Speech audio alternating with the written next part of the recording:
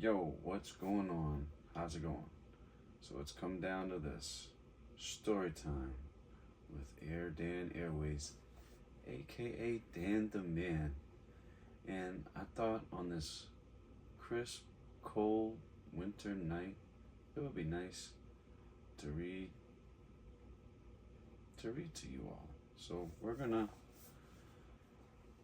read something from this 25 Years of Destruction Undertaker book, which was published by DK Publishing. This is the back. And don't make fun of my bifocals here. They are prescription. I dug them out of somewhere, alright? They're helping me because I need glasses. Anyways, we're gonna open this up. And if you like my reading, I like the inside. The inside of the cover has got this cool pattern. And if you like my reading, I can read some more from this book for you later on down. Or again. So we open it up. In the first page it says, "In the realm of darkness, mercy is a weapon of the weak. Salvation is damned by the dark side and denied by the dead man. The iron gates of the underworld have been welded shut by the taker of souls, the apocalyptic warrior. There is no escape now, for in the end there is only immortal darkness." That's pretty cool. Pretty cool. Yeah.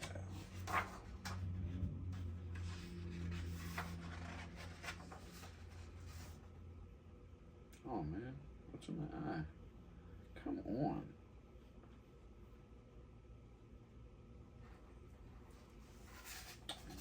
Here we've got some comments, and I got something in my eye, man. Comments from John Bradshaw Layfield, and we've got a few photos. We've got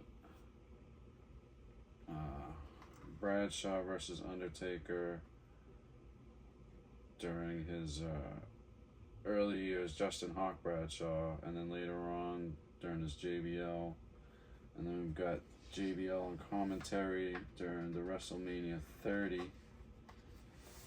WrestleMania 30. Ew. For Undertaker fans, at least. And we got the index here. Nice index.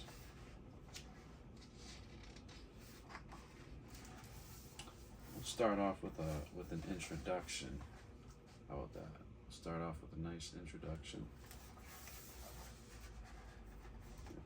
A legend unlike any other, Undertaker has spent a quarter century vanquishing the poor souls of sports entertainment, most storied names. Along the way, he has gained an unmatched measure of admiration from fans and an undeniable level of respect from those who have dared to enter his yard. The pages that follow take you on a journey that spans over 25 years and illustrates how the most ominous figure in WWE history became one of sports entertainment's greatest legends. From Undertaker's turbulent relationship with Paul Bearer to his fiery bond with his brother Kane, you will gain a complete understanding of the life events that helped shape the dead man WWE fans see today. Additionally, you'll experience blow-by-blow accounts of Undertaker's greatest matches and dissect his most heated rivalries. And of course, no tome of Undertaker's career would be complete without an in-depth look at the Phenom's monumental WrestleMania successes, from Jimmy Superfly Snuka to Triple H to Bray Wyatt. See how Undertaker has created a legacy that will live for generations to come. This is his story, the story of how, on a cold night in November 1990, a mysterious figure emerged, and immediately an entire industry stand up and take notice.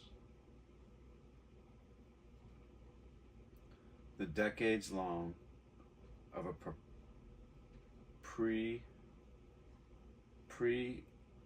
what does that say? Pre-eternal nature?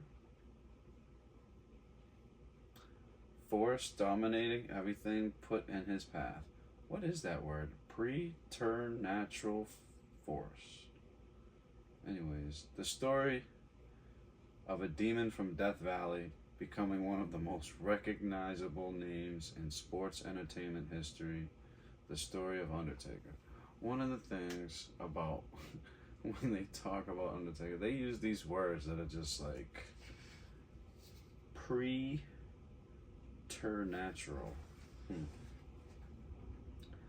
So let's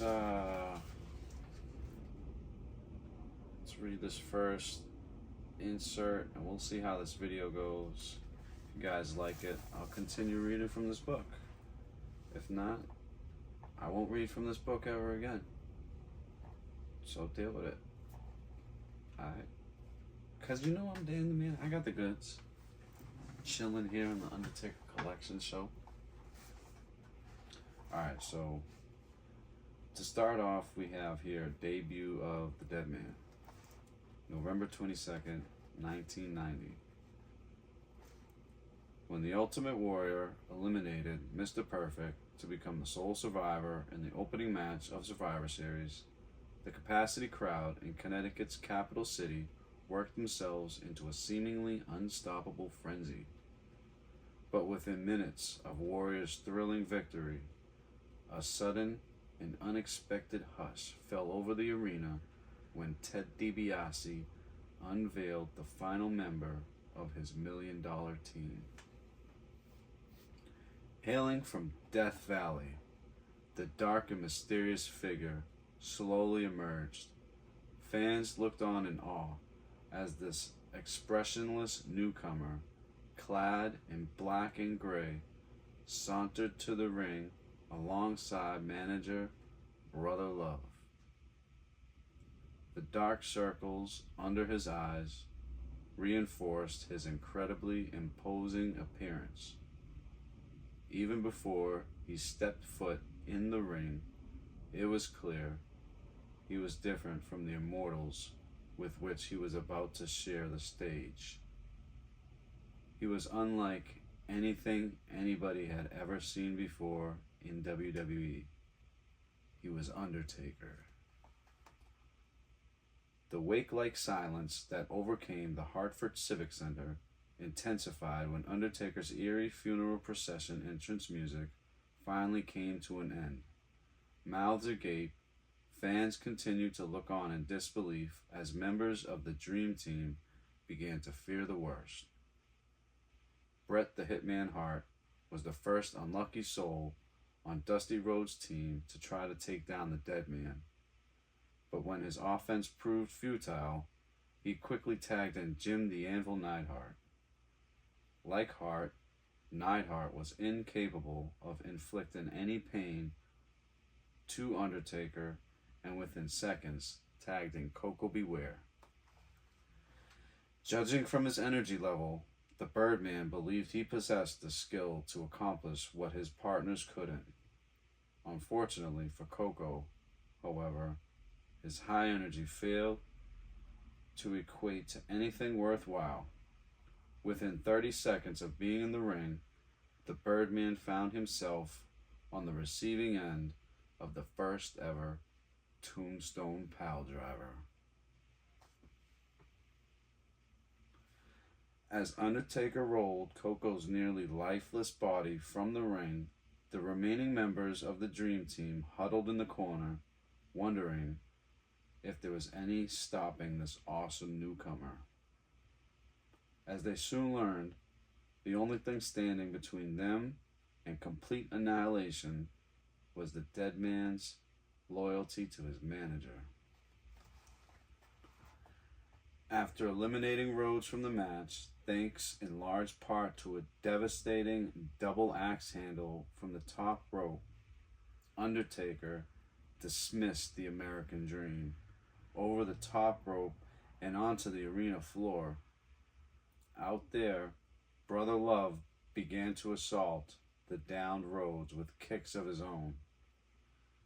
The weak blows managed to anger the American Dream more than anything else, and it wasn't long before Rhodes was threatening to return the favor.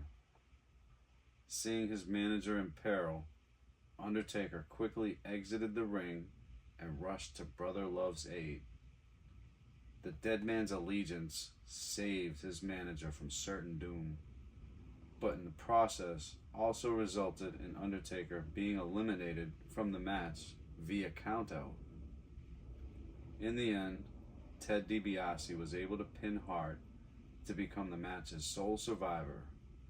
In reality, though, the record books only shed a sliver of light on what really happened on that Thanksgiving night in 1990. On this evening, the big story coming out of Survivor Series was the introduction of Undertaker, an otherworldly force that would go on to make life a living hell for WWE superstars for more than 2 decades. Amazing. Can you imagine that? Wow.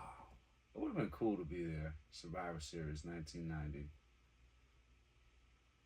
I mean, I've been to a lot of Undertaker matches, and there is nothing like an Undertaker entrance in person. And especially the first time you get to see one. Oh, man. Wow.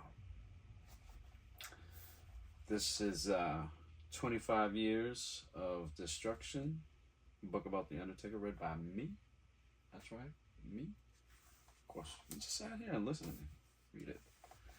If you want me to continue reading from this book, if you enjoyed my reading, like the video, share the video, comment, subscribe. Tell everybody about the savage AirDan Airways, aka Dan the Man. He's doing it all. He's working out, he's collecting, he's setting a good example, reading. Yeah, I said reading already. And as always, like if you collect out there, make sure you're investing some time in yourself, because you are your number one collectible, a one of one. So with that, I would like to say thank you very much and take care. See you next time.